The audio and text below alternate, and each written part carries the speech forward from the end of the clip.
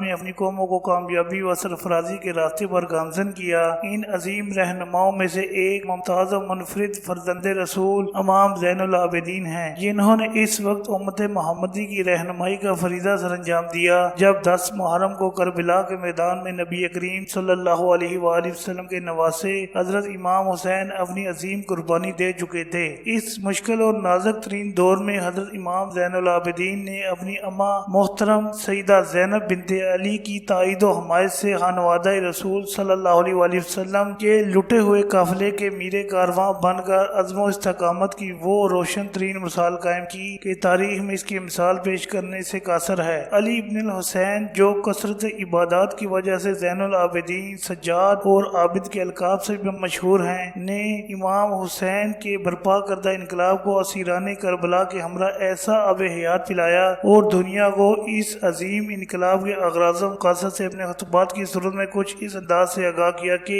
ظالمین جس شہادت کو بے آب و گیا میدان میں دفن کر دینا چاہتے تھے، اس کے ثمرات دنیا کے ہر خطے اور گوشے تک پہنچ گئے۔ امام زین العابدین کی دعاؤں کا صحیفہ سجادیہ حقائق و معارف الہی کا عظیم ترین خزانہ ہے۔ یہ دعائیں عارفین کے دلوں کو حرم خدا اور معرفت الہی کی ناقابل تصور بلندیوں تک پہنچا دیتی ہیں اور عبادات گزاروں کو محراب عبادت میں وہ لذت مہیا کرتی ہیں کہ جو طوفانی دنیا کی لذتوں کو بے معنی کر دیتی ہیں۔ امام زین العابدین نے 15 جمادی الاول، بعض روایات 5 شعبان 38 ہجری کو مدینہ منورہ میں نواسہ رسول حضرت امام حسین کے پاکیزہ گھرانے میں آنکھ کھولی۔ آپ کی والدہ گرامی حضرت شہر بانو تاریخ کی عظیم ترین خواتین میں سے ایک ہیں جو آخری ساسانی بادشاہ یزدگرد دوم کی بیٹی تھی۔ اس نسبت سے امام علی ابن الحسین کا ددیال سرور کائنات پیغمبر اسلام صلی اللہ علیہ وآلہ وسلم اور ننیال نوشیروان عادل سے تھا۔ امام ظاہری ابن مسیب اور ابن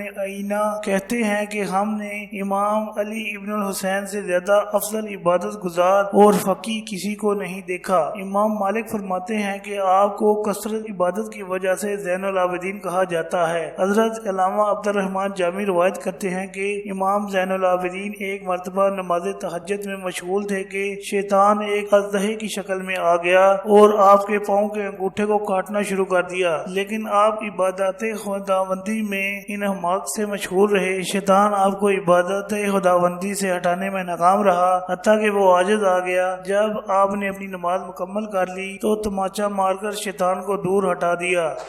اس وقت ہاتف غیبی نے 3 بار صدا دی، بے شک آپ عبادت گزاروں زینت ہیں۔ اس کے بعد آپ کا یہی لقب مشہور ہو گیا۔ امام زین العابدین اخلاق محمدی اور علم مرتضوی کے مالک تھے۔